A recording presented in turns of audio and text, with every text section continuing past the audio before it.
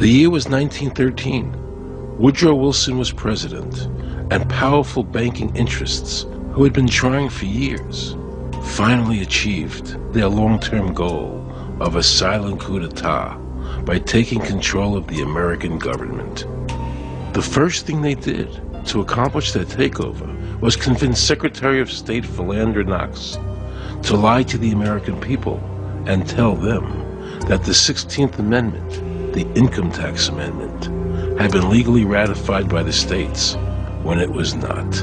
The bankers knew that this tax would ultimately end up in their pockets.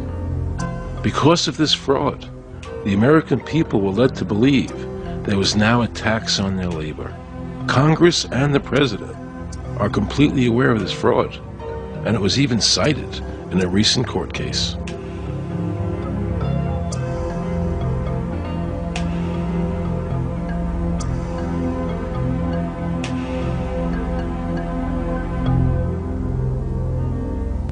That very same year, the bankers committed their second and by far the most diabolical fraud ever perpetrated on the American people by bribing senators to pass the Federal Reserve Act without the required constitutional amendment. All in favor, say aye. They did this during Christmas vacation, when many senators were home celebrating the holidays with their families. And that's how the unconstitutional Federal Reserve Act came into being.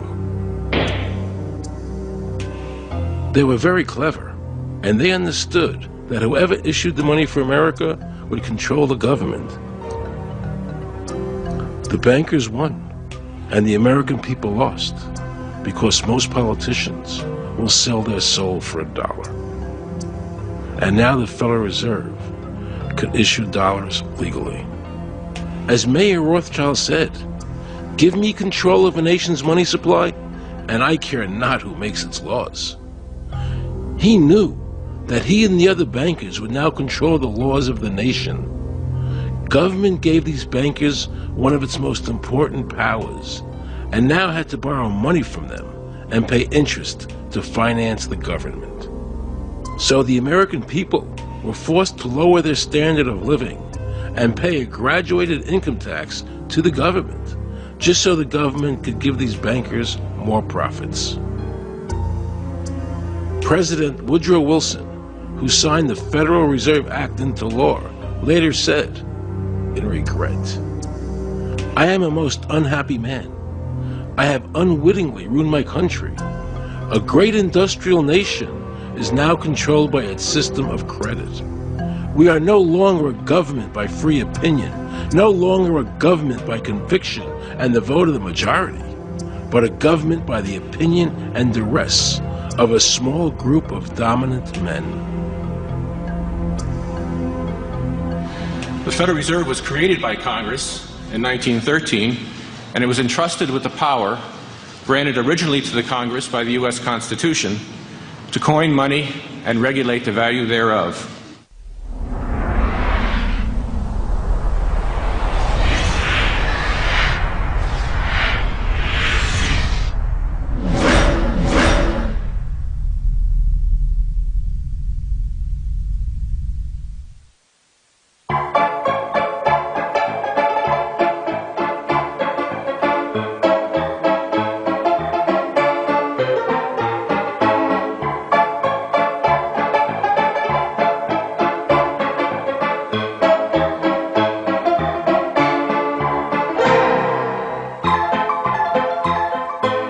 What's your name?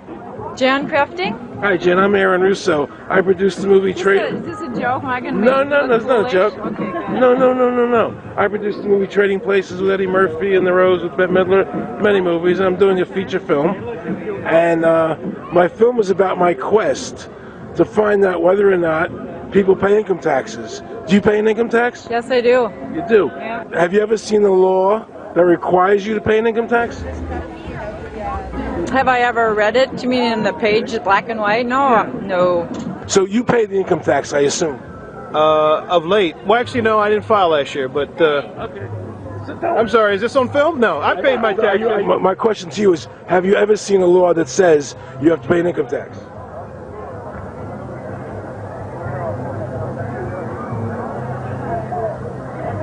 The law is that guy that wears that badge and a gun. That's the one that puts you in jail. That's the law. Actually, I can't stand the IRS. Okay. They're evil. Do you have any fear of the IRS? Not really, because I'm Canadian. I think it's actually unconstitutional, is what I've heard. Right. But to avoid any hassle, I pay it. If there was no law and I wasn't afraid of them coming and taking me to jail, absolutely I wouldn't pay taxes. Okay, then no, I wouldn't pay income taxes. It's a no-brainer. You wouldn't pay it. I wouldn't pay it. Why would anybody? Because that's what they tell us we must do, else we're bad Americans. Would you pay it? No. Would you pay it? No. Why would you pay taxes if you're an actor? What if I told you that all your money that the income tax that's paid into the income tax just goes to pay the interest on the national debt? That's incredible. That's truly incredible. I thought it was for infrastructure and all the other stuff. The income tax is not legal because it would be a direct tax and it is not apportioned as the Constitution demands. If it's against the Constitution, then why are we doing it?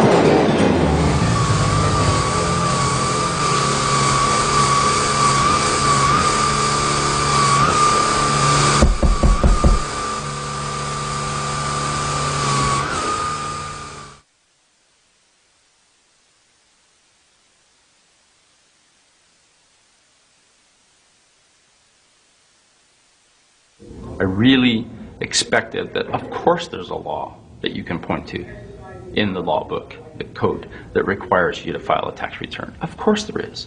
Maybe I don't know what it is right then as he was speaking to me, but sure. So naively, I agreed to go off and research it and get back to him.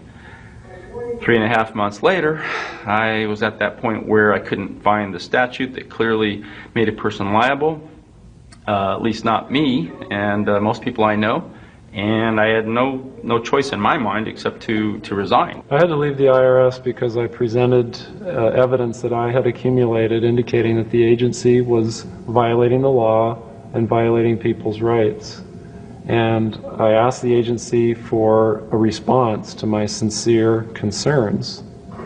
And the answer I got was that they would not respond to my concerns and that they would provide me with the paperwork necessary to tender my resignation. But We the People Foundation for Constitutional Education put a full-page ad in the USA Today on July 7th, 2000. And within the body of that ad was a $50,000 challenge for anyone that could show the law.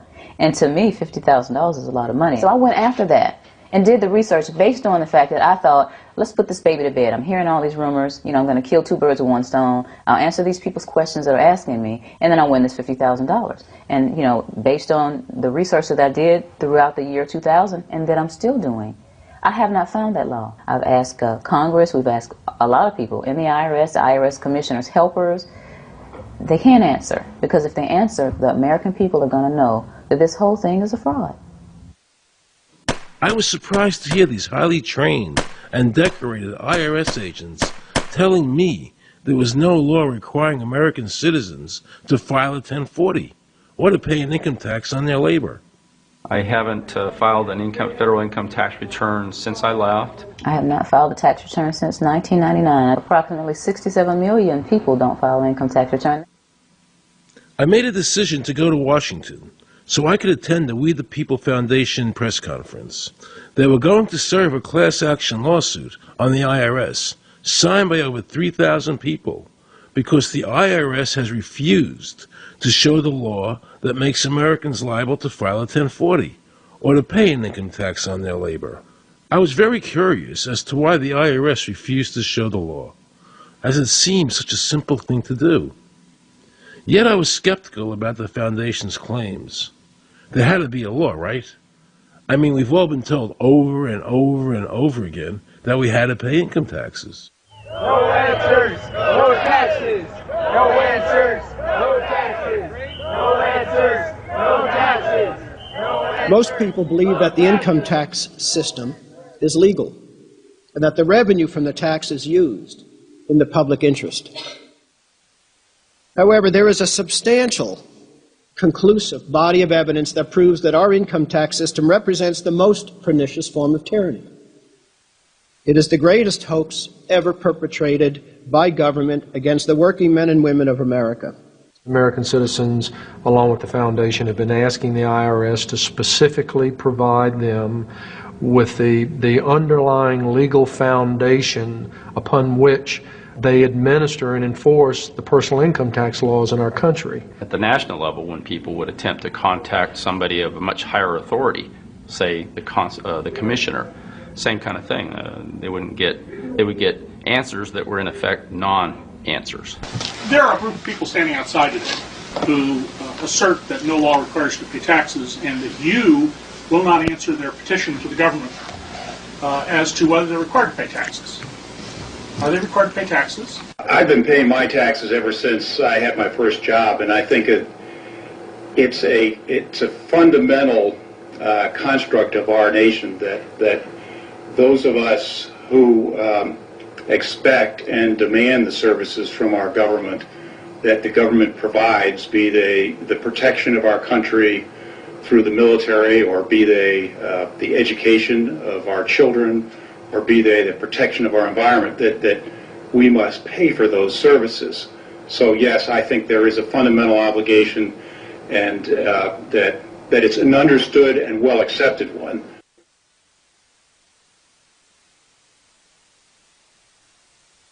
Joe Bannister and I had a meeting in the White House with President Clinton's economic advisor, Jason Furman. He accepted the remonstrance for the president. On June 2nd, I called and spoke with him. His words were, "We have decided that the issue of the legality of the income tax is not a high priority matter for the White House, and we will not be participating in any conference on the subject."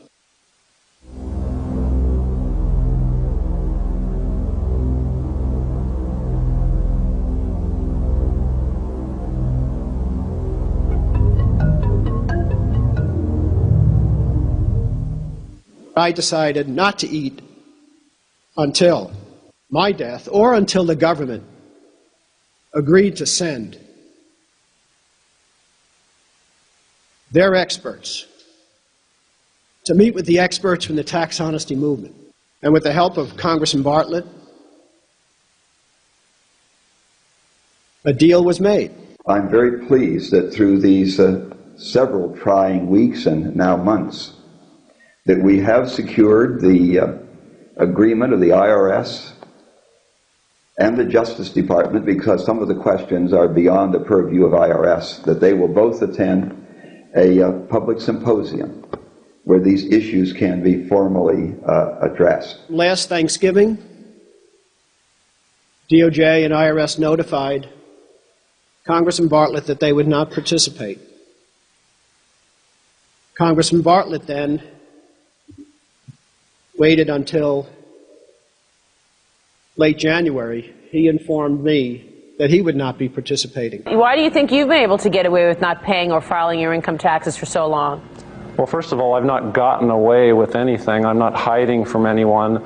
I'm simply asking the IRS to show me the laws that apparently require me to do these things, and they are suspiciously reticent to answer questions from me. And of course, there are millions of other people, many other organizations who have attempted to get answers. They act very suspiciously when asked to simply sit down at the table with the American people and discuss what their obligations are. Rather than pulling up a chair, they pull out a club.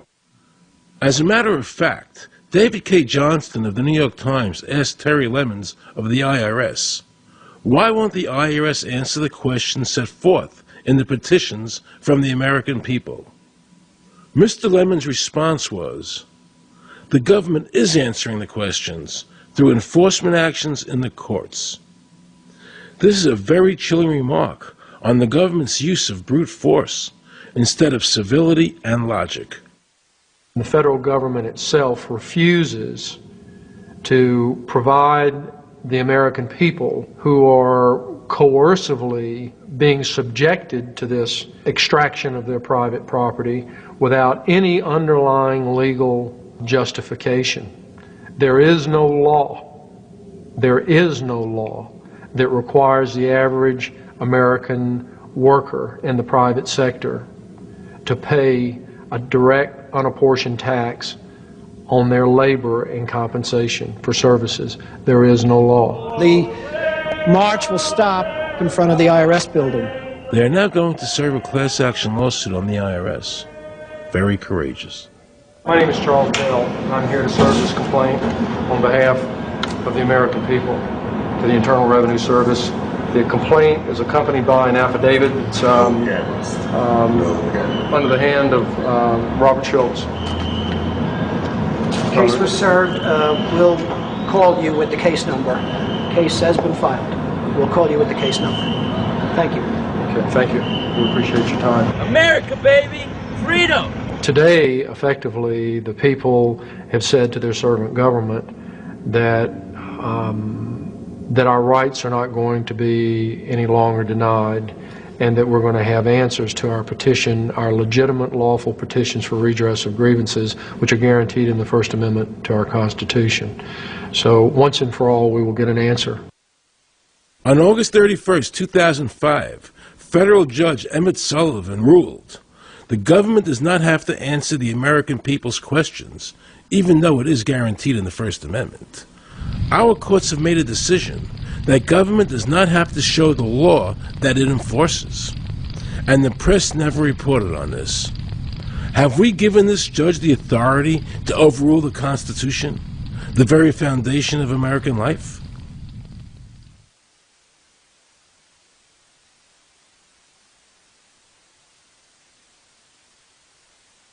I believe that in both spirit and substance, our tax system has come to be un-American. Death and taxes may be inevitable, but unjust taxes are not. The country's taxes must be fixed, and I know what to do with it. If you think you're paying too much now, just wait till I get through with it. Now, Mr. Hanley, I'd like to ask you something. What does the government do with all the money we give them in taxes? When President Reagan was elected, one of the first things that he did was appoint a blue ribbon panel of business people headed by Peter Grace, and is commonly referred to as the Grace Commission. And their job was to research all the various areas of the federal government and make a report. One of the quotes from the Grace Commission is, 100% of what is collected is absorbed solely by interest on the federal debt. All individual income tax revenues are gone before 1 nickel is spent on the services taxpayers expect from government. If we pay the salaries of the congressmen and the senators, we're supporting them, aren't we? Well, yes. Yes. Well, then why can't we list them as dependents and deduct them? We've been brainwashed. People have been told, you know, that you need this income tax system to fund government, which is absolutely ridiculous. I mean, my question is, well, if that's true, how did we fund government from 1776 to 1913? The main purpose of the income tax is not to raise revenue, but to redistribute wealth and to control society. A lot of people might say, well, gee, if there wasn't an income tax, what would happen to education? They don't understand that education is paid for the most part, out of state and local taxes, your property tax. People might say, well, how are we going to build and maintain our highways if there's no money coming in to the government? We need our highways. There is a tax on every gallon of gasoline that people buy. Proceeds from the income tax do not pay for highway construction. The amount of money that we spend on defense is exactly equal to the amount of corporate income tax, which is quite legal and quite constitutional. I think we should not want the income tax for several reasons. One is that it is the instrument of totalitarianism. It is the means by which the government can manipulate people and put you into a condition of servitude. Every year you give the federal government a form that says, here's how all my money worked. If you lie, you could go to prison. So you're required to give them a financial statement that under, the force of law could put you in prison if it's not impeccable, right? And under the law, they're supposed to do the same. They're supposed to give you back a financial statement that says, here's what we did with your money. Except you comply and they don't. In fiscal 99, the Department of Defense had 1.1 trillion of undocumentable adjustments.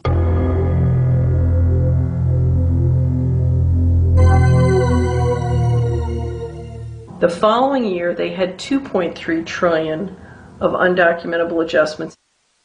I decided to call the IRS. I spoke to Anthony Burke in Media Relations. He was very nice to me, and I explained to him that I was an award-winning film producer and that I was doing a documentary on the IRS. He seemed a bit stunned by this, then explained to me that Commissioner Everson nor anybody else would go on film to discuss the income tax. But he did say he would call me back. I thanked him for that, but I couldn't help wondering, why was the government making it so difficult for people to see the law? So I decided to bring my crew down to the IRS building to see if I could find some employees to interview. And here's what happened. I said you can't film here, that's it. Who are you to tell me I can't film here? What's the law? Just tell me where the law is that says that. Can you show me the law that says I can't film here? Is America a free country? I told him they couldn't film here, and he's asking 9 million questions. I told him that's a federal government law. Hey, I told him he couldn't film here. He's telling me he's a citizen and all that. So he told me I couldn't film him and saying, where's the law that says I can't film here? And I'm asking another question, sir. Then Homeland Security showed up, because I was such a threat to Washington. You got a driver's license? Yeah, I do. Get that away from me. After convincing Homeland Security I really wasn't Osama bin Laden, I kept wishing the IRS would allow me to interview somebody. Why wouldn't they show the law? What were they so nervous about?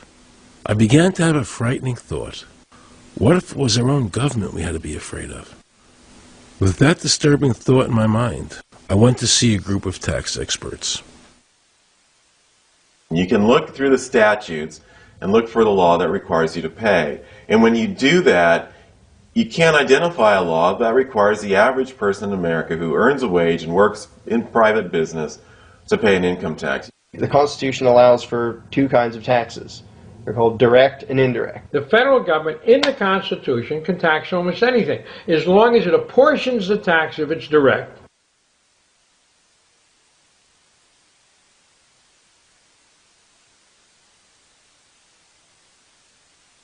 The indirect tax is, for example, an excise tax. I can avoid the excise tax on gasoline. I can choose to ride my bicycle.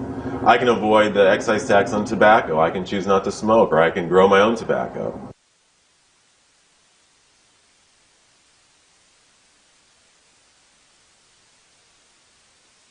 The income tax which is being applied now doesn't meet the criteria of either direct or indirect taxes.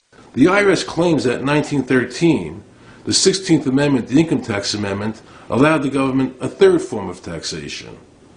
What was the Supreme Court's ruling on that? The Supreme Court in the case of Stanton versus Baltic Mining. I mean, what could be clearer than this? The provisions of the 16th Amendment conferred no new power of taxation. The Ruschauer case also said that the 16th Amendment did not impose any new taxes and did not change any of the taxing restrictions of the Constitution. There were also several other major Supreme Court cases in that same period from 1916 up until about 1923. Stratton Independence versus Hobart, Southern Pacific versus Lowe, Bowers versus Curbo Empire, Burnett versus Harmel, Doyle versus Mitchell. It's actually very simple. Congress tried to enact an income tax in 1894. The Supreme Court said that's unconstitutional. When the Supreme Court says something is unconstitutional, it's unconstitutional. They tried again in 1913, and the Supreme Court said the 16th Amendment conferred no new power of taxation. So, if they didn't have it then, and they didn't get it, they don't have it. There is no constitutional basis for a tax on the wages of Americans living and working in the 50 states of the Union. Period. End of argument. I have a letter here from Daniel Inouye's office out of the United States Senate that says, based on the research performed by the Congressional Research Service, there is no provisions which specifically and unequivocally require an individual to pay an income tax. Period. End of story. There is no law, and to date, nobody has been able to show that there is a law for the average American citizen working day in and day out to pay an income tax. The definition of income in the Constitution was given in the Eisner versus Macomber case, and it turns on gains or profits that are made from some activity. Doyle versus Mitchell, 247 U.S. 179, 1918. Here's what he said. The idea of gain or increase arising from corporate activities. In other words, it doesn't mean wages, it doesn't mean dividends, it doesn't mean alimony. It means a gain or a profit arising from corporate activity. These liens that are recorded against people by the government for tax liens are nothing more than allegations. They are non-substantive. They have never been determined by a neutral third party, such as a court, to have one shred of validity. If you ever get a notice of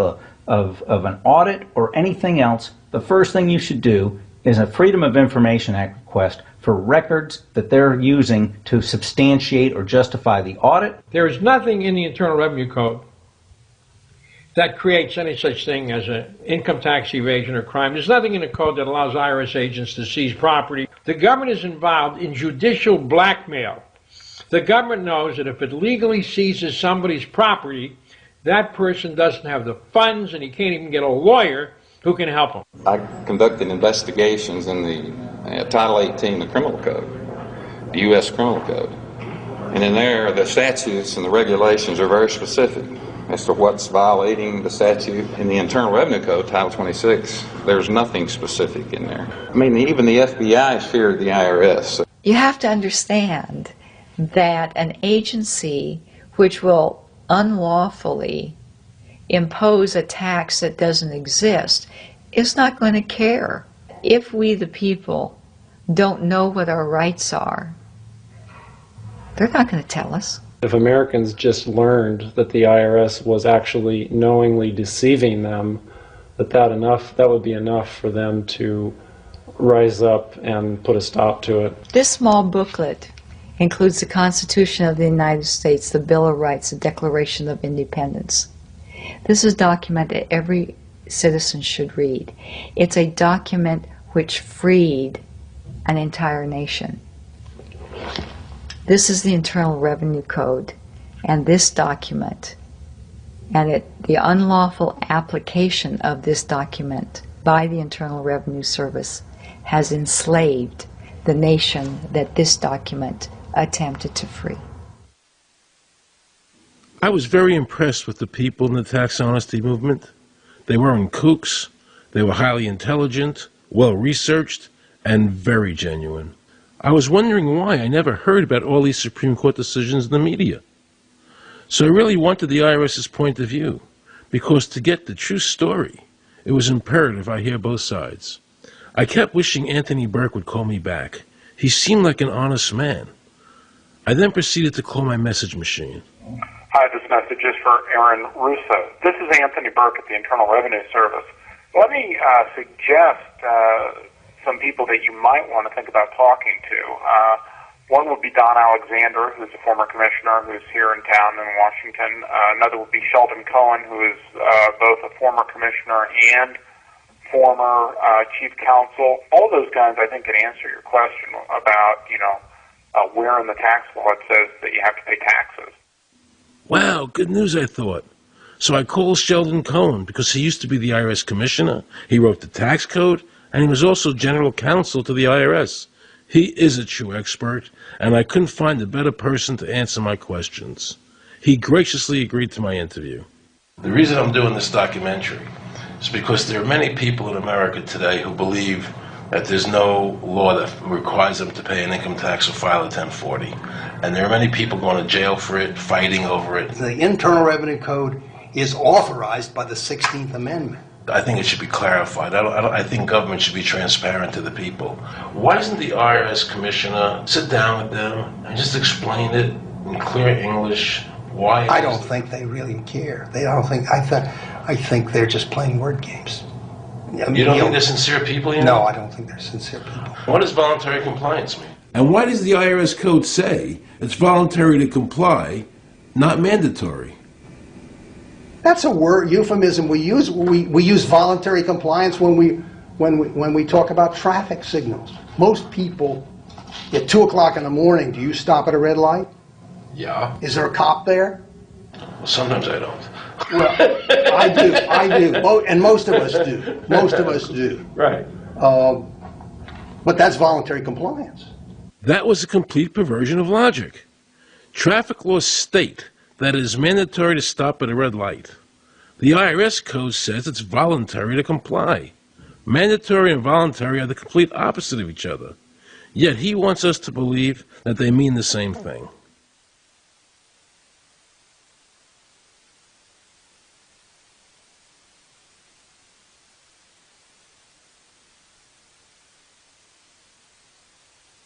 So can the government criminally prosecute somebody of information put on their 1040? Yes.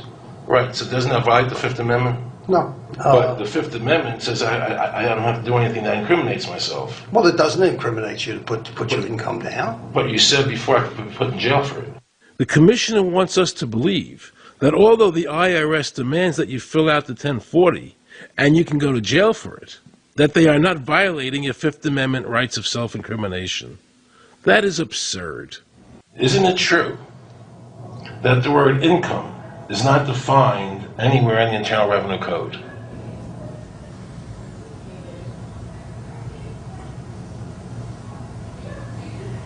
The law says that the government has a right to tax income from any source derived. So, but the word income is not defined in the code. It just says income without a definition of what income is. That's right. Correct? Yeah. But there are many different kinds of taxes. Well, how can an American citizen know what income is if the code doesn't define it? If they're paying an income tax... Because the courts have all defined it. Do you remember what constitutional attorney Edwin Vieira said? The definition of income in the Constitution was given in the Eisner versus Macomber case, and it turns on gains or profits that are made from some activity. So the Supreme Court has ruled income is not wages, it's not labor, it's gain from corporate activity. I believe that a man's labor is his private property. That's your view, but it's not the law. The Supreme Court's even said your labor is your private property. When I go to work for somebody, it's a trade. It's an even exchange. I do some work, you give me some money.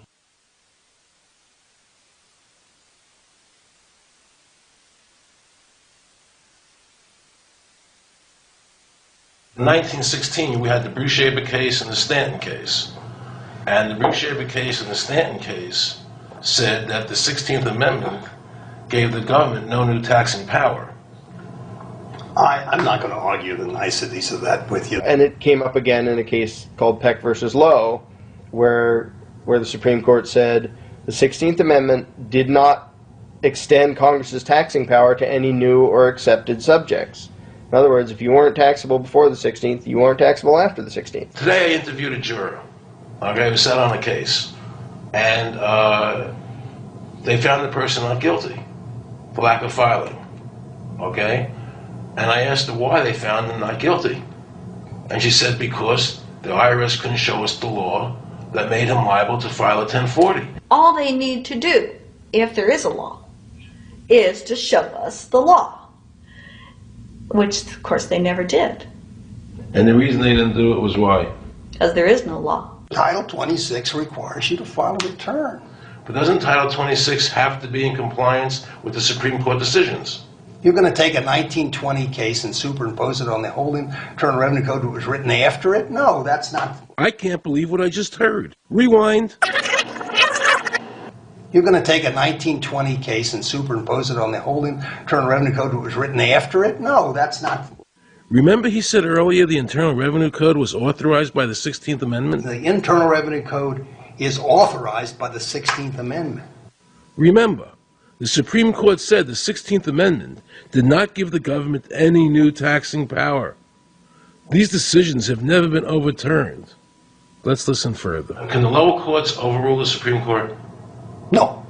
How are they putting people in jail today for not paying a tax on their labor when the Supreme Court said they don't have to? Doesn't the IRS code have to be in compliance with the Supreme Court? That's my big question. This is a waste of time. Well, because whatever I say, you're not going to believe. He's right. I don't believe him. And neither should you. He wants us to believe we should obey the IRS code, which is being enforced in violation of the many Supreme Court decisions. If the Supreme Court made a decision... Thank you, Aaron. I think we're finished. I'm sorry, Mr. Cohen, you're doing that. Well, I'm sorry that you constantly re-argue the point. You're liable because the law says that you're liable, and the courts say the law says you're liable, and that's why you're liable. You see, he's talking about the lower courts, who are not in compliance with the Supreme Court, as they have to be. Doesn't the court have to be in compliance with the Supreme Court? The Supreme Court has so held. Where? You caught me unprepared. I'll come back. Well, I don't want to do that. But let me ask you a hypothetical question. No. You're making silly arguments here. Why is the Supreme Court decision a silly argument? Well, because it's inapplicable. That made my heart stop. He just said Supreme Court decisions do not apply to the IRS. That's the behavior you would expect from a totalitarian country, maybe China or Russia or Cuba. Not from America. They're just making up the law as they go along. Now I knew the tax honesty movement was right. The IRS thrives on intimidation and fear, not by law. It's no different than a criminal protection racket, using force to extract your money from you. Then the former IRS commissioner, now working at a prestigious Washington law firm, threatens me. Watch. Aaron, you understand Yiddish. Cornish helfen. For those of you who don't understand Yiddish, that means nothing will help you. Now it all became clear. I understood why the IRS wouldn't go on camera and talk about where the law was. I understood why all the senators I called refused to be interviewed. There is no law. And now you know what our political leaders and the courts have known for decades and have tried to cover up. The United States Constitution strictly forbids a direct, unapportioned tax on the wages and salaries of American citizens. The United States Supreme Court has consistently ruled that the income tax is a tax on profits and gains, not on labor and wages. On behalf of the American people, I challenge the IRS to show me a statute that allows a direct, unapportioned tax on the wages and labor of the American people. And if I'm wrong, I will give my most humble apologies to the IRS. If the IRS is wrong, and there is no law, then every person who's been jailed should be let out of jail immediately, and any assets seized should be returned to their rightful owners. If this is a nation of laws and a free country, then the IRS should show the law to the American people. I felt an overwhelming need to understand why juries were finding innocent people guilty of not filing a tax return when there was no law requiring them to do so. So I went to talk to Marcy Brooks, a juror who used her common sense and did not allow the judge to railroad the jury into a guilty verdict.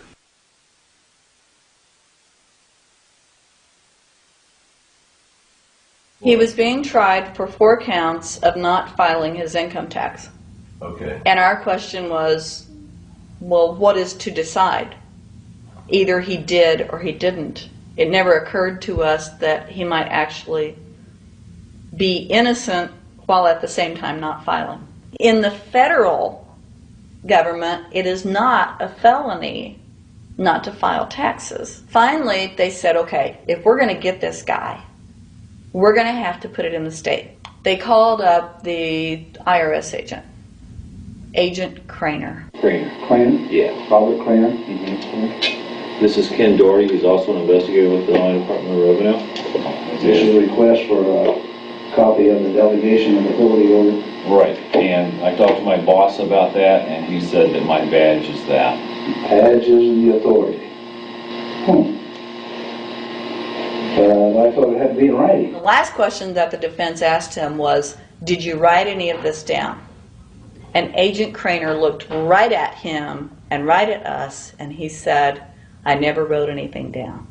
And yet when we saw the video, there he was, writing notes, you know. And so I'm thinking, okay, at this point, the judge is supposed to say, Agent Craner, it is clear that you have committed perjury. It wasn't even noticed.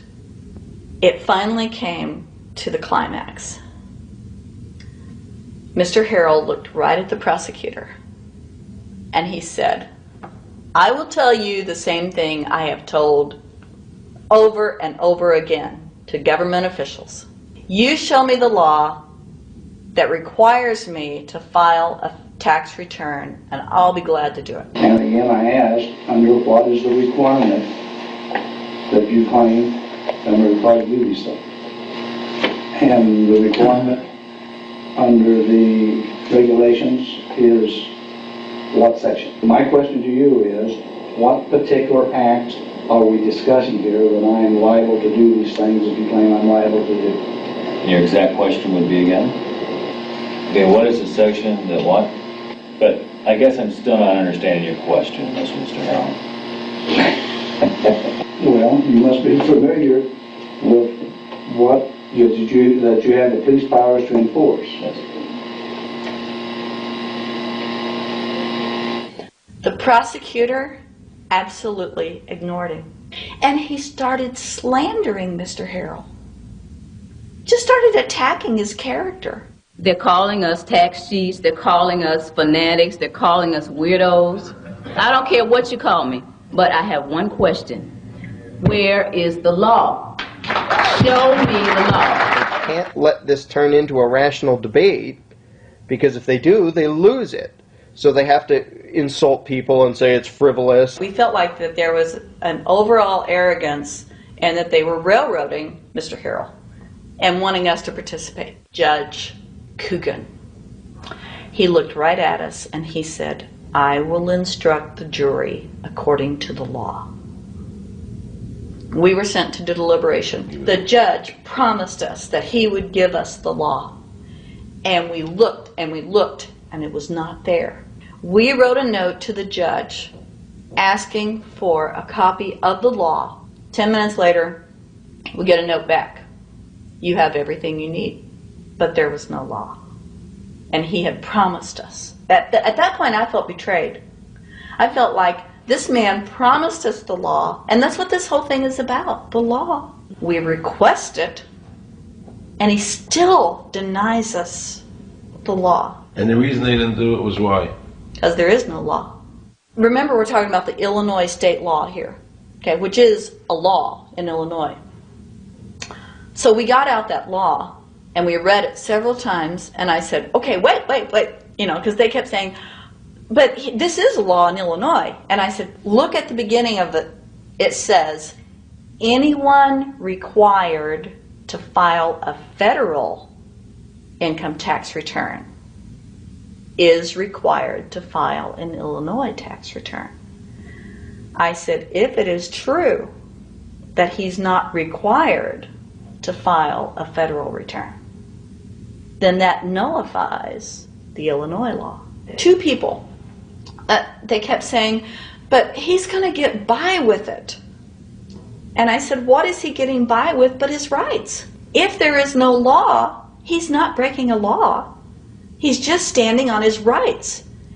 Are we going to deny him that? That's when this one juror sat back and kind of rolled his eyes and he said, you mean we don't have to pay taxes?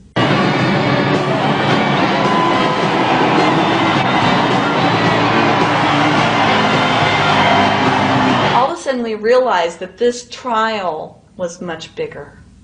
And the ramifications of this trial were going to be so broad if it actually got out. I mean, it's like we had just discovered this great government secret. And so when we came out for the delivering of the verdict, the judge was, I'm sure, even at this point, I'm sure he still thought we would give a guilty verdict. And the reason I say that is because of the look on his face when the first not guilty was read. His face just turned white. I mean, it's like, I don't believe this. The second time, you could hear people out in the audience, just in the courtroom, just going, wow, and the judge is just getting red in the face. I mean, he was just livid. And the judge got up and left. I sat there and I thought, this truly is a victory for the people. And I have never felt more patriotic. And I knew that we had done the right thing. I looked at that man, Mr. Harrell, and I thought, the system might not work all the time, but this time, for that man, it did. In November 2004, the government arrested former IRS criminal investigator Joe Bannister. They charged him with fraud for telling the American people the truth about the income tax laws. The jury obviously agreed with Joe. Well, it just showed Mr. Bannister to be honest and straightforward and working within the law. Vernice Kuglin, a Federal Express pilot, claimed there was no law requiring Americans to file an income tax. She also won in court. 24 people were criminally charged by the IRS because they claimed there was no law requiring them to file an income tax return. The fact is, neither the judge, nor the prosecutor, nor the IRS could bring that statute in there because it's not in the books. The jury came back with an acquittal for everyone. When the matter is put to the test, which means in terms of court and enforcement action, there is a 100% success rate in shooting down these arguments. The mafia has a code and they follow it, and it's a code of honor. But the IRS has no code of honor.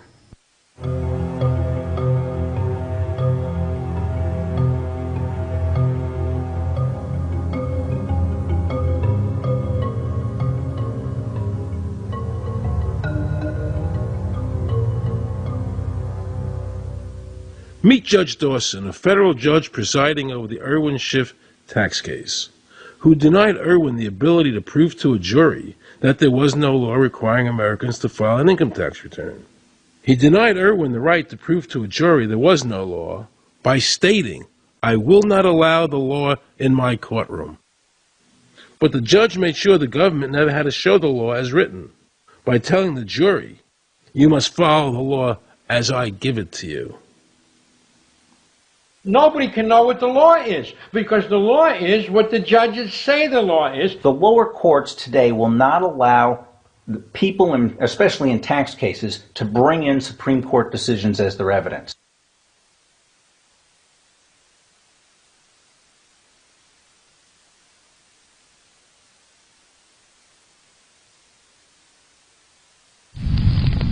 Here we have a federal judge railroading an American citizen by saying Supreme Court decisions are irrelevant.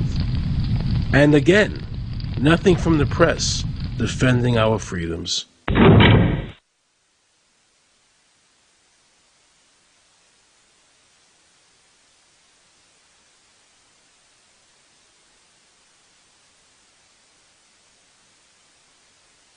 So if you ever find yourself as a juror on a tax case, be sure to ask the judge to show you the statute written by Congress that allows the government to tax the wages of the American people.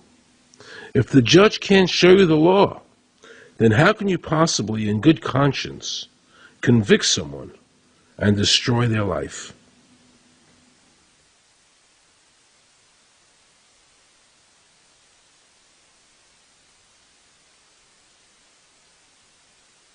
Let's see how the IRS treated one of America's greatest heroes, and someone I cherished as a child.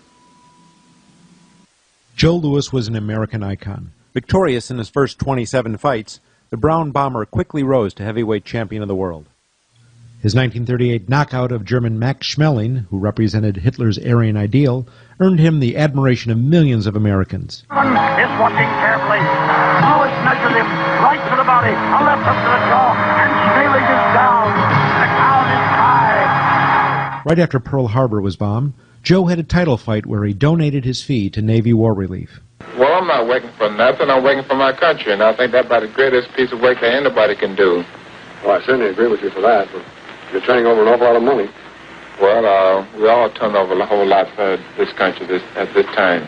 Joe volunteered for the segregated army and defended his title while in the service, this time donating his normal fee to Army Relief. I'm only doing what any red-blood American would do.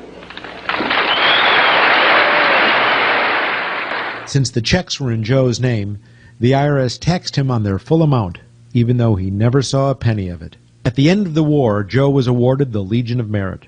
But what most people didn't know was that the IRS was charging him $50,000 a year in interest alone on his debt. When Joe's beloved mother died, leaving him $600, the IRS immediately seized it. They also confiscated all of his children's trust funds. Joe was forced to continue fighting until he was 37 and out of shape, just to pay off his ever-mounting debt to the IRS, which grew to $1 million, $100,000 a year just in interest. At the end of his life, Joe was forced to become a greeter at a Las Vegas hotel just to make ends meet. It was a shameful thing to see a man like him, great fighter, great human being humiliated and destroyed in this manner, because after all, when you owe Internal Revenue money, no matter what you have, they take away from you. And they took a lot away from Joe Louis.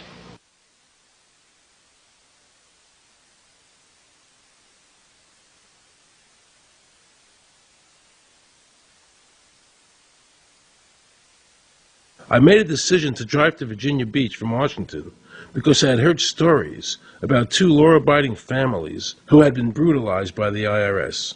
They were falsely accused by their bookkeeper of being drug smugglers and tax cheats.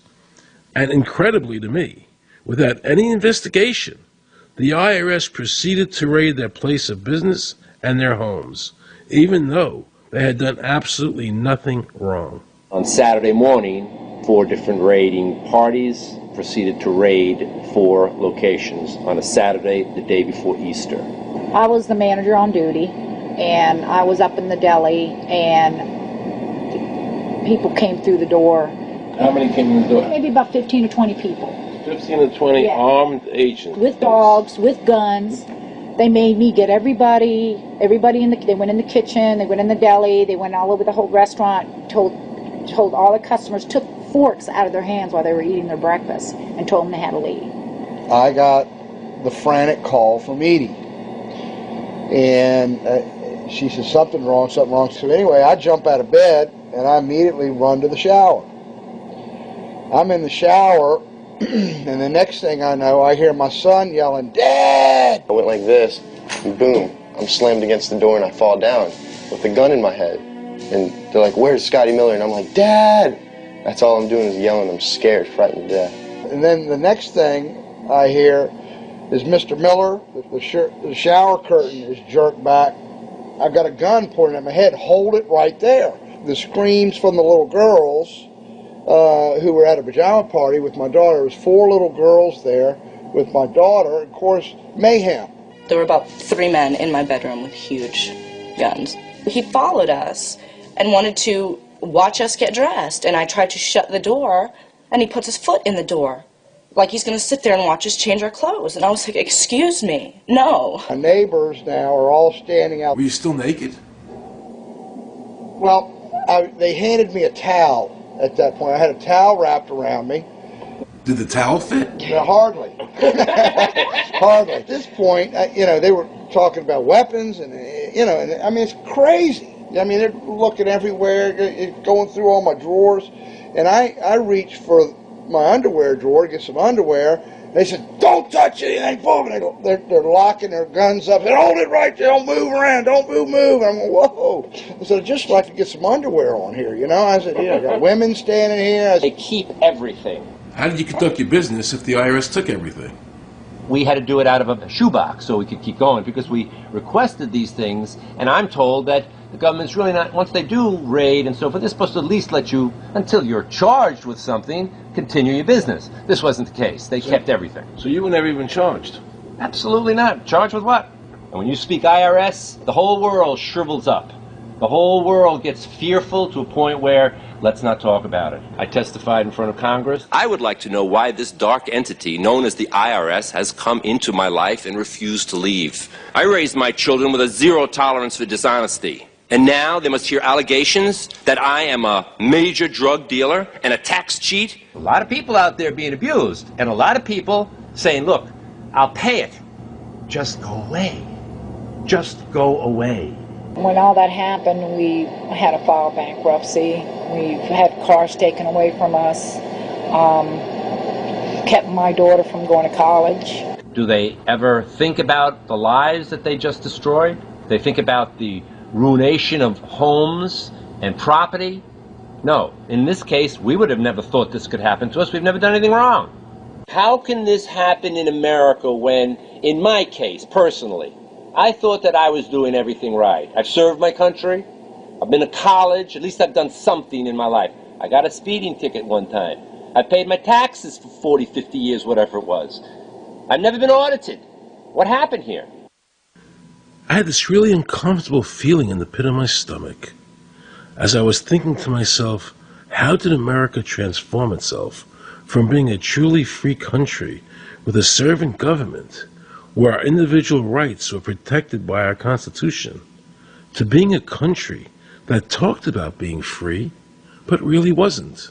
The change started when the Federal Reserve came into existence and America adopted one of the major planks of the Communist Manifesto by bringing to America this central bank.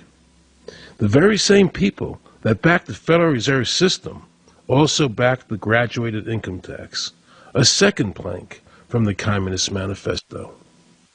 You know that the Federal Reserve is a private bank and not a government agency? No, I wasn't aware of that. It's a private bank? That would scare me quite a bit. What if you learned that the Federal Reserve makes money off the taxes you pay? How would you feel about that? Angry. Like I'm feeling right now. I would feel cheated by my government. I'd be angry. It's really frustrating that we're paying money for something that isn't benefiting us in any way whatsoever. Kind of sucks. They're pretty much in control of everything. I decided to drive back to Washington to see Dr. Ron Paul. He had been a congressman for over 20 years. I had met him previously in 1998 when I was running for governor of Nevada, and I knew him to be an honest and sincere man, and I thought he'd be very helpful in letting me know what the future holds for the American people. Who owns the Federal Reserve? It's secret, and we can't find out what's happening. But the Congress created it, and it's not authorized in the Constitution. The government borrows money from a private corporation using the name Federal that prints United States on it, and then it pays back to the Fed, which is owned by private banks. We don't know who all those private banks are. The money that the government is paying back to the private bankers is the money that comes from you and me. Why in the world would the American government borrow money and pay fees on it when it has the authority to make the money itself interest-free? The Federal Reserve is no more federal than Federal Express. I've never seen a full list of ownership for the Fed. I don't think anybody has. The government works for a private bank, and the private bank works for its owners, the true masters. People talk to me about, the issue of Republican versus Democrat, as if they don't get it. And I say, look, here's the way you get it. It's organized crime. All you do is you call the Republicans the Genoveses, and you call the Democrats the Gambinos. The people at the top, they treat it like a crap game, like it's their crap game, like they're making lots of money. Occasionally somebody at the table shoots each other, but the moment anything threatens their crap game, they all unite to protect it. They're both controlled by the same financial, economic, and corporate interests. Once the banks get into the picture and they form a partnership with the government gives them the legal power now to create bank-issued money backed by the coercive power of government to require everybody to accept that bank money. In the course of the last century, they've converted this nation from a nation of independent freeholders to a nation of employees. And they're just one step away from being serfs. Most people spend the great bulk of their money for taxes, interest, and inflation. And all of that money goes to these two groups that comprise the cartel and their partner, the federal government. It's not a coincidence. So if Congress used its legal authority to shut down the Federal Reserve System, the American people would be much better off. Government should create, issue, and circulate all the currency. Creating and issuing money is the supreme prerogative of government and its greatest creative opportunity. Adopting these principles will save the taxpayers immense sums of interest, and money will cease to be the master and become the servant of humanity. Abraham Lincoln. Young people today are conditioned practically from the cradle on up to think that credit is a wonderful thing. You don't want to damage your credit. You want to do what you can so that you can go to the bank and get a good loan. There are no people who own their own property, who own their own houses, who own their own business, who finance their own business. They're only debtors. The average young person today has no concept that he's being drawn into a web, a trap. Like he's in the feudalist system, only he's going to like it. He's going to think, this is wonderful. I got my new red Corvette and I'm in debt for the rest of my life, but I'm looking good. A decision was made. Let's get all the debt up, let's move the jobs abroad, and instead of re-engineering your skills, we're going to dumb down America, and so the middle class will disappear. Really what most of the people in this country have become is food for the debt machine. When a person borrows money, it puts a noose around their neck and makes them servant to the lender, which is exactly what the Federal Reserve System is designed to do. And now our Congress, so dominated by the banks, is helping them to entrap people even further by passing new bankruptcy laws, making it more difficult for the people to declare bankruptcy and get a fresh start, while at the same time allowing the banks to charge very high rates of interest. This is the way the Democrats and Republicans, working with the banks, legally enslave the nation. Credit card industry is a huge political contributor. And unfortunately, a certain number of... It just seems so, like I say, just bald. This idea that credit card industry gives a lot of money to the government, so they will protect them even to the just abject disinterest of their own constituents. That happens kind of a lot. The board of directors of the Federal Reserve System is chosen by the president from a list prepared by the bankers themselves. The process of finding a Greenspan replacement is ongoing and is being managed by a small group of people responsible for coming up with a list of nominees. It's important that whomever I pick is viewed as an independent person from politics. If the American people ever allow the banks to control the issuance of their currency, the banks and corporations that will grow up around them will deprive the people of all property until their children wake up homeless on the continent their fathers conquered. Thomas Jefferson. So the Federal Reserve is actually an illegal entity functioning within government. It's illegal, and what we have given to this so-called agency is the authority to counterfeit money. Do you have any points of view about the Federal Reserve and how the Federal Reserve operates? They just enter something on a computer. Oh, you need 20 billion today. Here's 20 billion, but they got that out of thin air. It came out of thin air, it goes to the Treasury then pays the bills. So it's no different than monopoly money.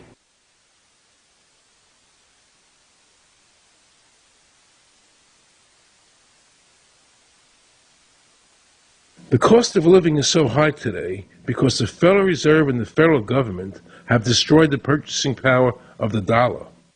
The dollar today is actually worth about 4 cents, despite the fact that the government, the Federal Reserve, and the media keep telling us that they're protecting the value of the dollar. This is a lie. All countries who have ever attempted to create money on thin air, the currency is eventually destroyed.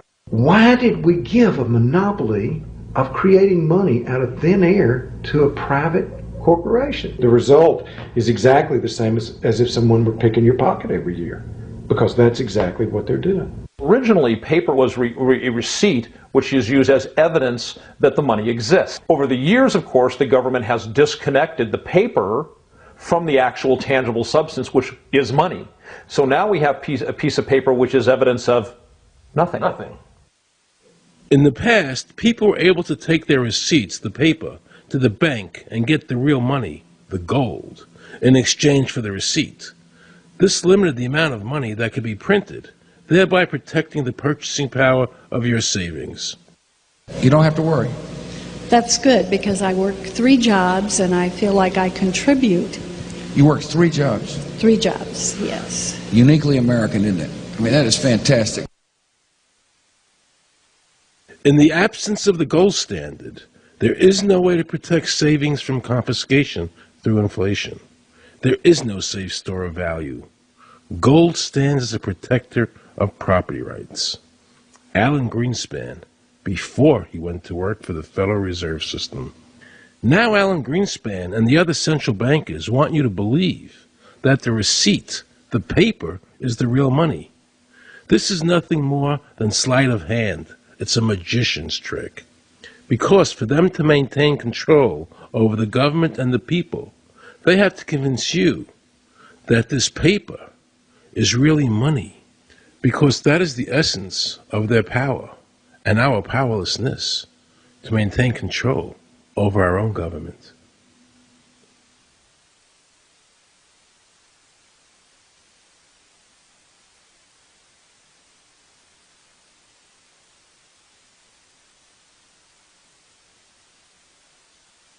What happened to the gold in Fort Knox? Nobody really knows. When I served on the Gold Commission, I asked them to really, do another audit. I remember it was 15-2. They said, we don't need to audit the gold. It's supposed to be the American people's gold, and so we would like an accounting to tell the American people what is there. I've been told that the Federal Reserve has taken control of the gold as collateral for the dollars they print. They list gold on their balance sheet. Well, how could the Federal Reserve, this private bank, list gold on their balance sheet? They claim they're holding that for the Treasury. So that puts private bankers in control of the American gold. They could have taken all of America's wealth. That's a possibility. Shouldn't the Congress stand up and say, where is the American people's gold? They're not audited. They control the money of America, and it's not audited? There is no audit. Oh, wait a second. Doesn't the Federal Reserve work underneath the Congress? Congress ignores their responsibility to do any oversight. The president really has no control, nor does the Congress have any control over this cartel. It just has the appearance of control. In the final analysis, the Federal Reserve bankers, with the help of the Democrats and Republicans in Congress, have swindled the American people. They have taken the true wealth of America, the gold, and given us a piece of paper in return. And again, not a word from the press. These frauds are going to continue until Congress is no longer intimidated by the Federal Reserve bankers, and Congress uses their legal authority to shut down the Federal Reserve System and to stop this loss of our freedoms.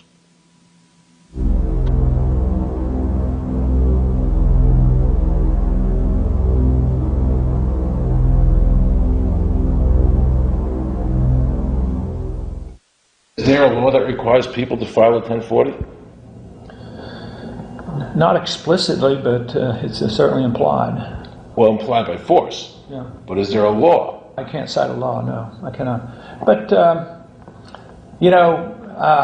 if they think it's the law and they have all the guns, you know, it's an authoritarian approach. Well, yeah, but that's that's authoritarianism. Yeah. That's not a country run by law. Do you think America is going deeper and deeper into becoming a police state? And if so, in what ways do you see that as a congressman? Yeah, I think we're moving in that direction because there's not much we can do without permission. The absence of a police state is that people are free, and if you don't commit crimes, you can do what you want. But today, you can't open up a business, you can't develop land, you can hardly do anything. You can't go to the bank, you can't go to the doctor without the government knowing what you're doing. And they talk about medical privacy, that's gone. Financial privacy, that's gone. The right to own property, that's essentially gone. So you have to get permission from the government from almost everything. And if that is the definition of a police state, that you can't do anything unless the government gives you permission, we're well on our way. This is something that people eventually, I hope, will get sick and tired of and say, you know, enough is enough. I sincerely believe the banking institutions having the issuing power of money are more dangerous to liberty than standing armies. Thomas Jefferson. You must understand the Federal Reserve is a cartel made up of the major banks in America, and they are the ones that are running the show, not the federal government. The powers that be behind the system, the financial interests, are able to exercise a disproportionate amount of influence on not only the economic structure of the country, but the political structure.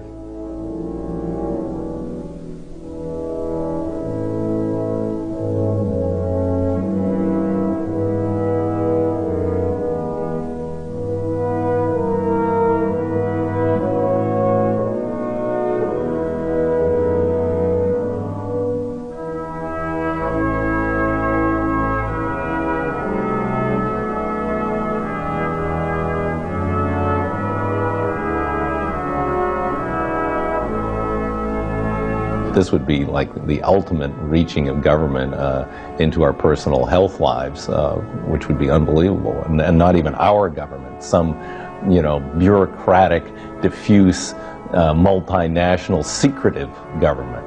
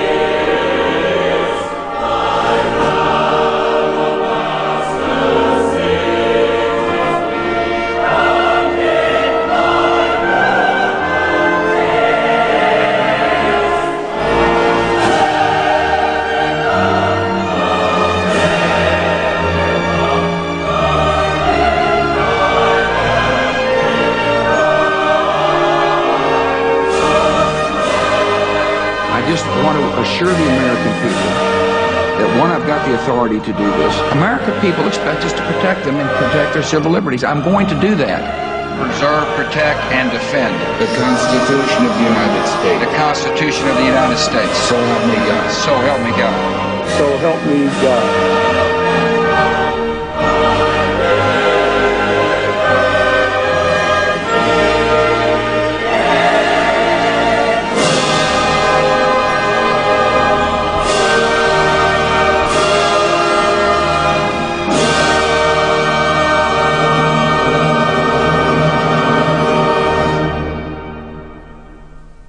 What happens if your own government is using more force and more coercion on its own citizens for the purpose of achieving its political ends? Is that government engaged in terrorism? Now let's watch the government add insult to injury to the people of New Orleans. No one will be able to be armed. We will take all weapons.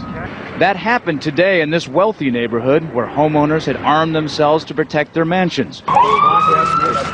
Residents were handcuffed on the ground. In the end, police took their weapons but let them stay in their homes.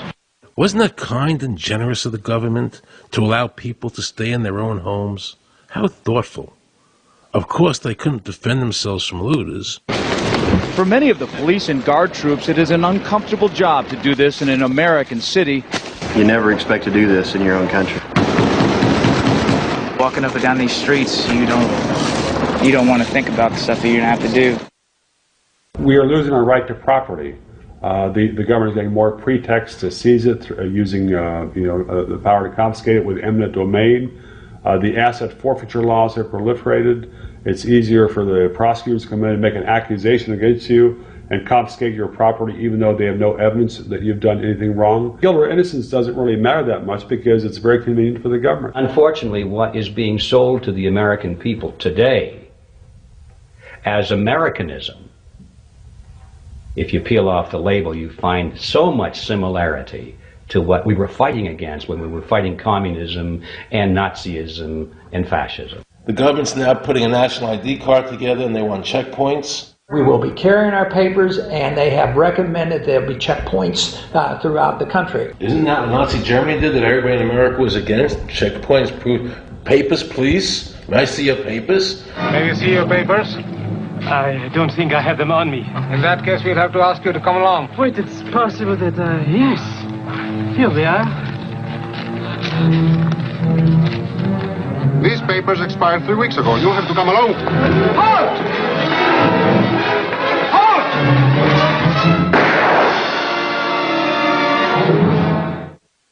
In the new legislation, the national ID card is in it. It takes 3 or 4 pages to describe, and it will be connected with our driver's licenses. The states will be instructed on exactly what they have to do. Social security numbers will be used. Some type of a physical proof, such as fingerprints or retinal prints, have to be on it.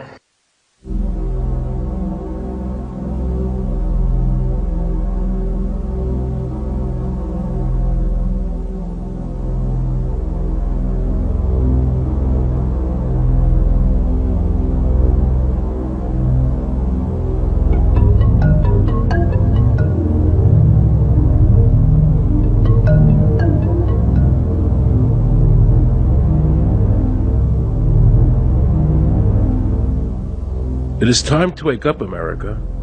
These ID cards are not about defeating terrorism, but they are all about controlling the American people. I arranged an interview with Catherine Albrecht, a leading authority on the RFID chip. Her book entitled Spy Chips is the definitive book on this subject. I wanted to find out just how dangerous these chips are to our liberties. RFID is a technology that uses tiny computer chips the size of a grain of sand or even smaller, hooked up to miniature antennas to transmit information about items at a distance. Back in 1999, Procter & Gamble, Gillette, and MIT got together to find a way to commercialize this technology and make it small enough, make it efficient enough, and make it low cost enough to, essentially, their dream is to put one of these tiny computer chips on every physical item manufactured on planet Earth. The latest technology for identifying people at the point of sale, for identifying people when they make purchases, is actually the implantable chip that you can actually embed directly into human flesh. It's a tiny glass capsule about the size of a grain of rice. It contains an RFID computer chip with a coiled antenna, and it can transmit information also at a distance.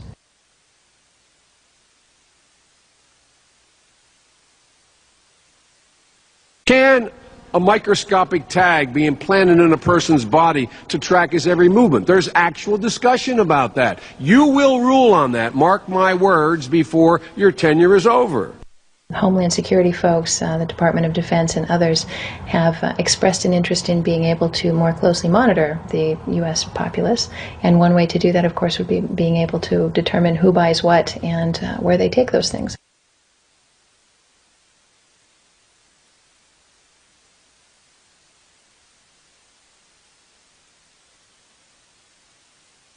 Radio waves can travel through walls, they can travel through wood, they can travel through the things we normally rely on to protect our privacy. For example, your purse, your backpack, your pocket, anything you're wearing or carrying. Kraft Philadelphia cream cheese has been tagged with RFID and sold to consumers, as have Mach 3 razor products and other Gillette razor products, without the knowledge of the consumer. One of the tiny chips could actually even be the dot on the letter I on the back of the fine print on a package that you purchased. They were talking about having reader devices in every airport, on every bus, on every train, on every port, on every dock. One of the most worrisome applications of RFID are proposals to put them into cash, meaning that you would be able to track every banknote, where it had been, who it had been issued to, and create, in essence, an audit trail.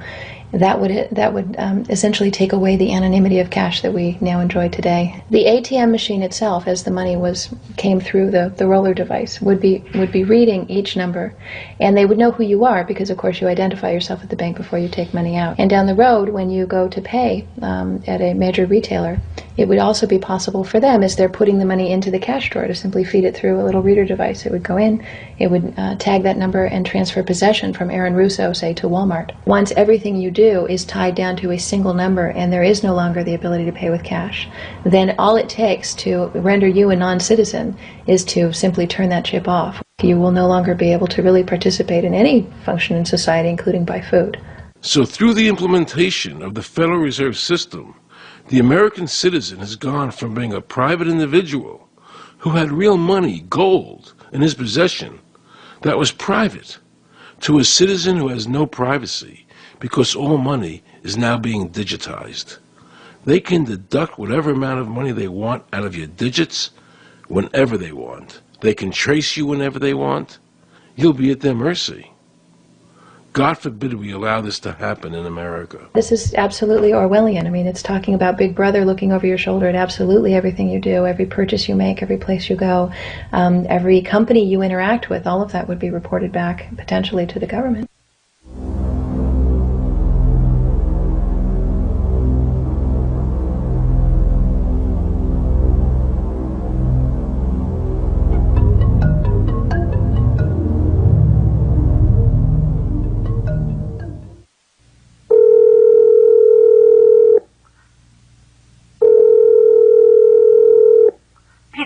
Guaranteed hot in 30 minutes or it's free. This is Mary. May I take your order? Hi, Mary.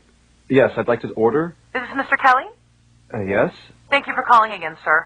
I show your national identification number as 610-204-999-8-45-54610. Is that correct? Yes. Thank you, Mr. Kelly. I see you live at 736 Montrose Court, but you're calling from your cell phone. Are you at home? I'm just leaving work, but I'm... Oh, we can deliver to Bob's Auto Supply. That's at 175 Lincoln Avenue, yes? No, I'm on my way home. How do you know all this stuff? We just got wired into the system, sir.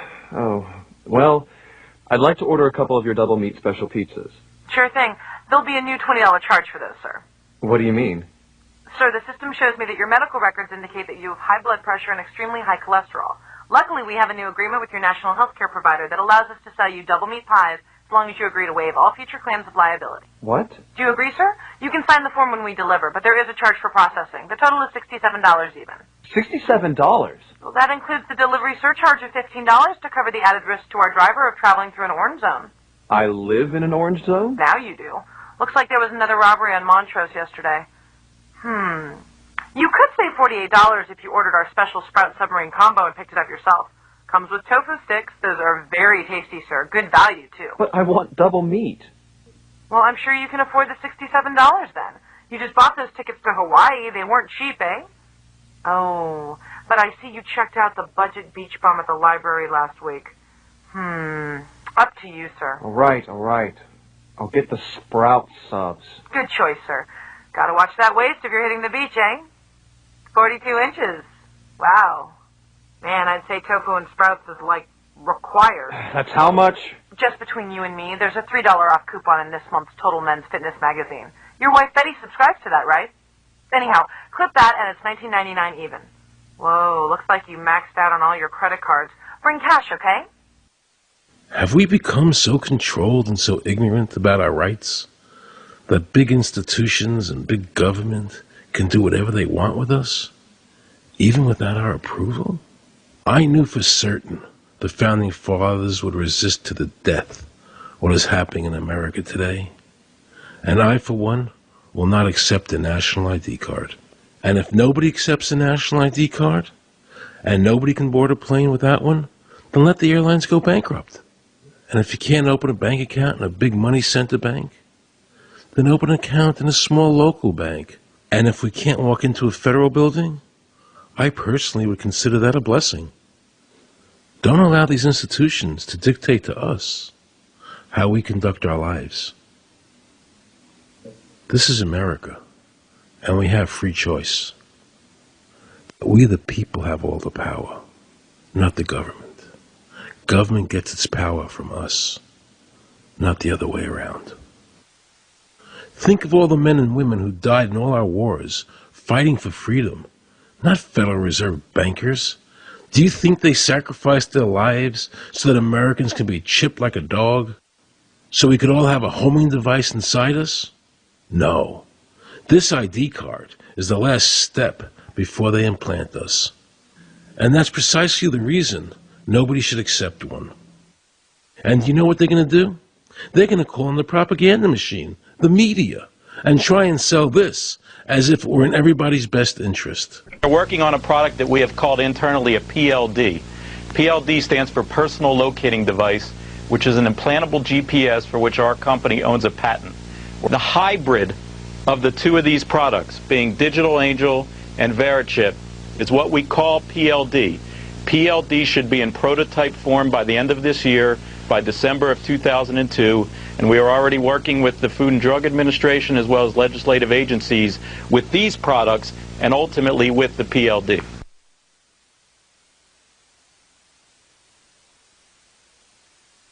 We have a Florida family who are really pioneers in a brave new world. They have volunteered to be the first ever to have microchip identification devices implanted into their body. After 9/11, I was really concerned with the security of my family.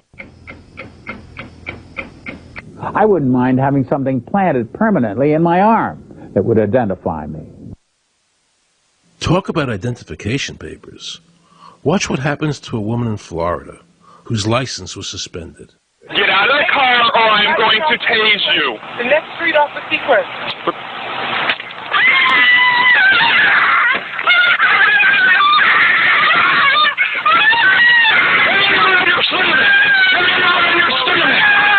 On your stomach. Do it now. Put your hands behind your back. Do it now. Do it now or you're going to get tased again. Do it now. Do it now. On your back. Put your hands behind your back. Put your hands behind your back. I can't. Sure you can. Come here. Ow, ow, ow. Oh, got it. You got blood on her. Oh, my God. You tased me and you handcuffed me? Yep, you're under arrest. For what reason? Your license is suspended. All the power is in the people. And to the extent that government becomes alienated from the people, does things that people don't want, power is transferred until you finally come to a police state, totalitarian state, whatever word you want to give it, where the desires of the people really have no consequence. They go out and they vote. Doesn't make any difference which candidate they elect. I'm a programmer. I work for NASA, work for ExxonMobil, work for Florida Department of Transportation. Mr. Curtis, are there programs that can be used to secretly fix elections? Yes. How do you know that to be the case? Because in October of 2000, I wrote a prototype for President Congressman Tom Feeney at the company I work for in Oviedo, Florida, that did just that. And when you say did just that, it would rig an election? It would flip the vote 51-49 to whoever you wanted it to go to and whichever race you wanted to win. And would that program that you designed be something that elections officials that might be on county boards of elections could detect? They'd never see it. So how would such a program, a secret program that fixes the election, how could it be detected? You would have to view it either in the source code or you'd have to have a receipt and then count the hard paper against the actual vote total. Other than that, you won't see it.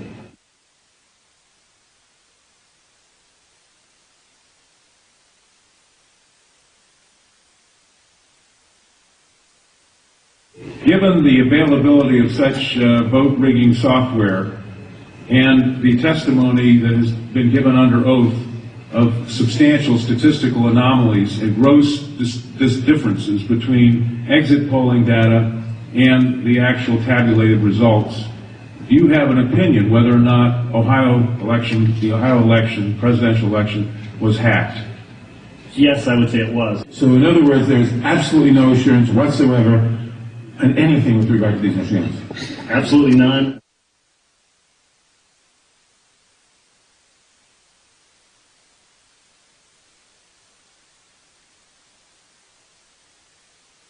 Anybody who trusts electronic voting machines should have their head examined.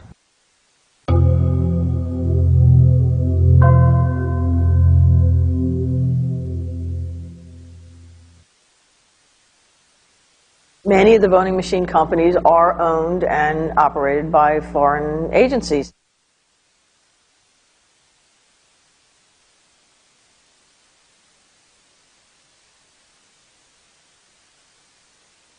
Now we can see a new world coming into view. A world in which there is the very real prospect of a new world order. The New World Order will be built. An end run on national sovereignty, eroding it piece by piece, will accomplish much more than the old-fashioned frontal assault. Council on Foreign Relations. We shall have world government, whether or not we like it. The only question is whether world government will be achieved by conquest or consent. Paul Warburg, Council on Foreign Relations and architect of the Federal Reserve System. There's a group that get together internationally and they sort of play God with our money. You think that's part of what George Bush said was the one world order? They can't have a new world order only with a world police, military. Right. I think the financial system ultimately is even more important than the guns.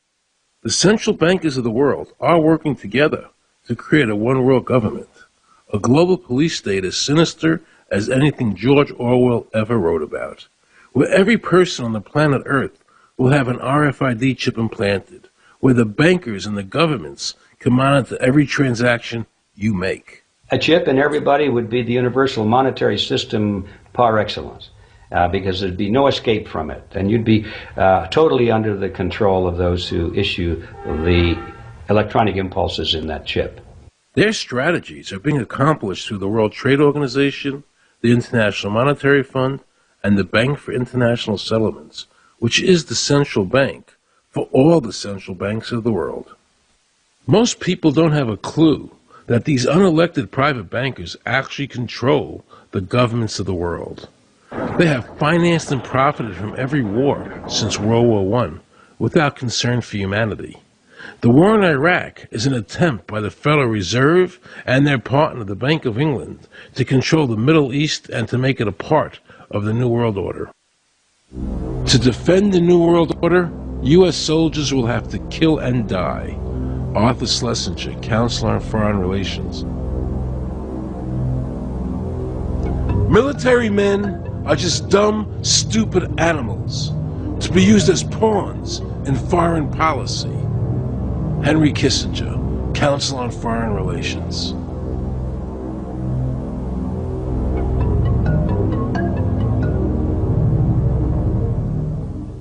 Now let's listen to this quote by Robert Reich, a member of President Clinton's cabinet and one of his most trusted advisors. The dirty little secret is that both houses of Congress are irrelevant. America's domestic policy is now being run by Alan Greenspan and the Federal Reserve. America's foreign policy is now being run by the International Monetary Fund. When the president decides to go to war, he no longer needs a declaration of war from Congress. Dr. Carol Quigley, professor from Georgetown University, who was also President Clinton's mentor, said in his book, Tragedy and Hope, the powers of financial capitalism had a far-reaching aim, nothing less than to create a world system of financial control in private hands, able to dominate the political system of each country and the economy of the world as a whole. And then President Clinton's Deputy Secretary of State, Strobe Talbot, said, "In the next century, nations as we know it will be obsolete. All states will recognize a single global authority." All these supposed free trade agreements, NAFTA, GATT, CAFTA, are truly nothing more than the governments of the world and the central banks working together to create a one-world government. They are not free trade. These treaties are government-managed trade, and they are destroying the American worker.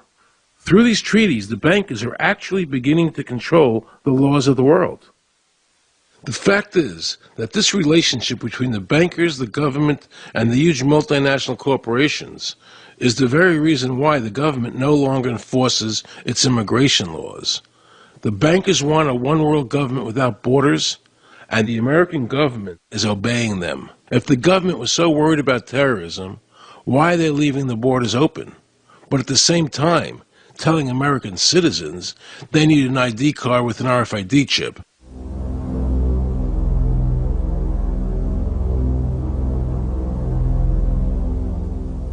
Osama bin Laden could not come over here and limit your rights or my rights to free speech, from search and seizure, from all of these elements in the Bill of Rights.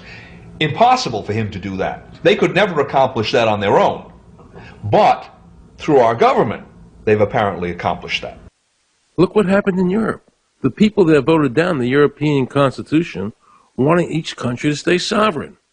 Yet the private central bankers are pushing the governments forward to make this Constitution happen, even though the people voted against it and clearly do not want a world government nor a one European government.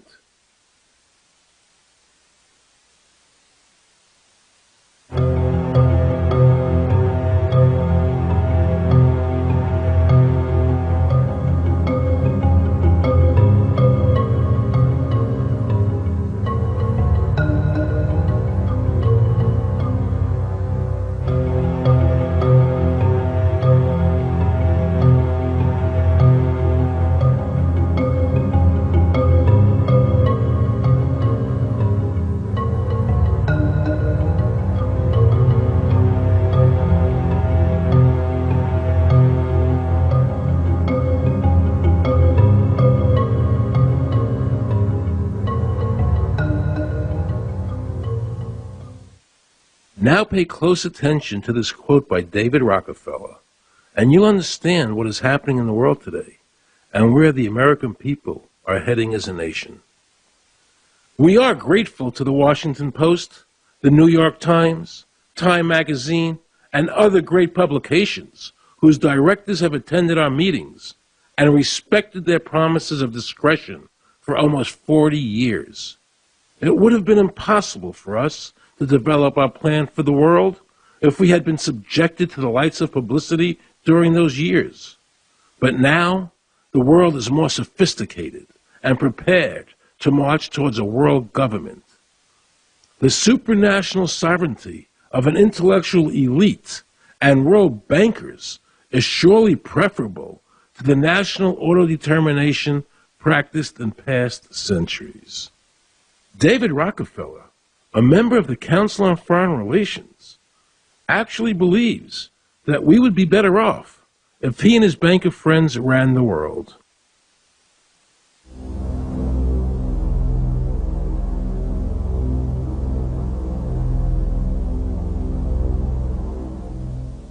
Benito Mussolini had a great quote about fascism. He said that fascism should be called corporatism more properly because it's the perfect merger of power between the corporation and the state. That's how we define fascism. And that's what we're seeing here. The media controls the information that a person gets. In various ways, they can make sure that the average American watching the tube or reading the newspaper is going to come out with a certain mindset. He's going to say, this is good, that's bad, and that's all they have to do. You look at the ownership of corporate media in this country. Who owns CBS? Viacom? Who owns NBC? GE? Who owns ABC? Disney? Americans have been taught to expect their salvation from government instead of recognizing government as the most dangerous threat they'll face in their lives. And the United States putting together a constitution now for Iraq. You know, why don't we just give them ours? I mean, think about it. It's served us well for over 200 years, and we don't appear to be using it anymore, so what the hell?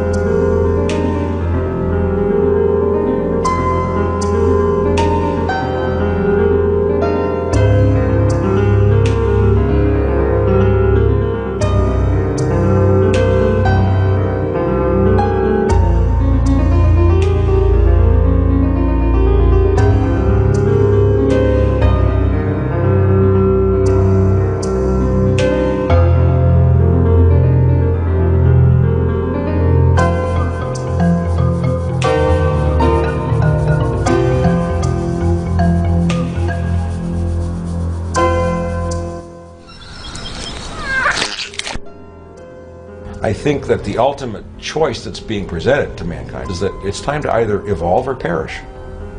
Grow up or die. Become adults. Act like adults. Take some responsibility.